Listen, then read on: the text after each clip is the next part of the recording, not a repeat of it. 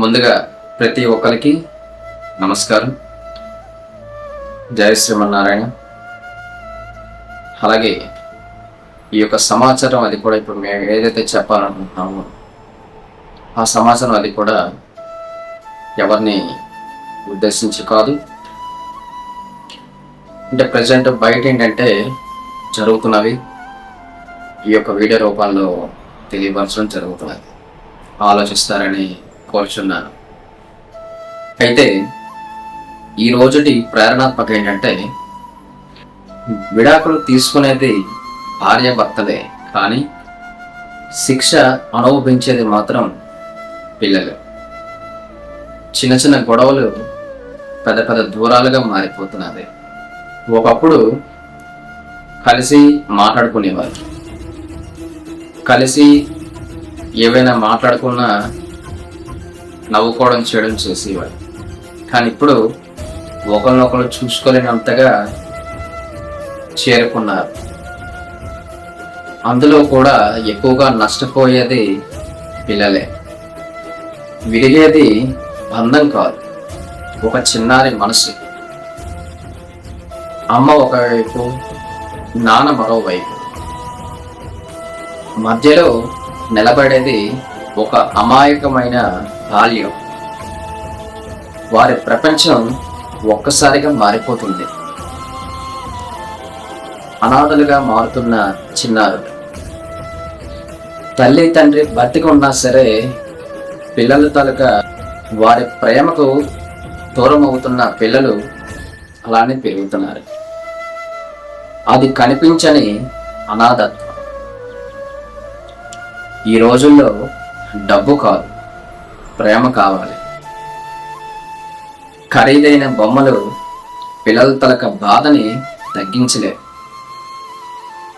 వారికి కావలసింది తల్లి తండ్రి ఇద్దరి తలక ప్రేమ.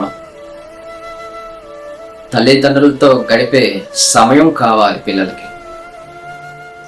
ఒకసారి ఇద్దరు కూడా మాట్లాడుకుని చూడండి. కోపంతో తీసుకున్న నిర్ణయాలే జీవితాంతం పశ్చాత్తాపంగా మారచ్చు. ఒకసారి కూర్చుని మాట్లాడుకోండి. మాట్లాడితే మార్గం దొరుకుతుంది. అర్థం చేసుకుంటే కుటుంబం ఉంటుంది. ఆలోచించండి. దయచేసి మాట్లాడండి, మనసులు కలుపుకోండి. మాట్లాడటం అలవాటు చేసుకోండి. రోజుకి 20 నిమిషాలు అయినా సరే కుటుంబంతో గడపండి. ఎవరైనా ఏదైనా చెప్తే వినండి, అర్థం చేసుకోండి. వాళ్ళు మాట్లాడుతున్నారు కదా అని చెప్పేసి మధ్యలో లేచి వెళ్ళిపోవడం అలాంటిది ఎప్పుడు కూడా చెయ్యకండి. ప్రశంసించండి. చిన్న విషయానికైనా పెద్దగా వారిని అభిమానించండి. సమయాన్ని పంచుకోండి. కుటుంబంతో కలిసి భోజనం చేయండి. కుటుంబంతో కలిసి సరదాగా ఉండండి. ప్రేమ ఆప్యాయతలు పెంచుకోండి. ఒకవేళ సమస్యలు కానీ ఏవైనా వస్తే అందరూ కూడా కూర్చుని పరిష్కారం చేసుకోండి. ఎప్పుడైతే ఒకరినొకరు ఎప్పుడైతే కలిసి ఎంత పెద్ద సమస్య అయినా సరే చిన్నగానే మనకు కనిపిస్తుంది.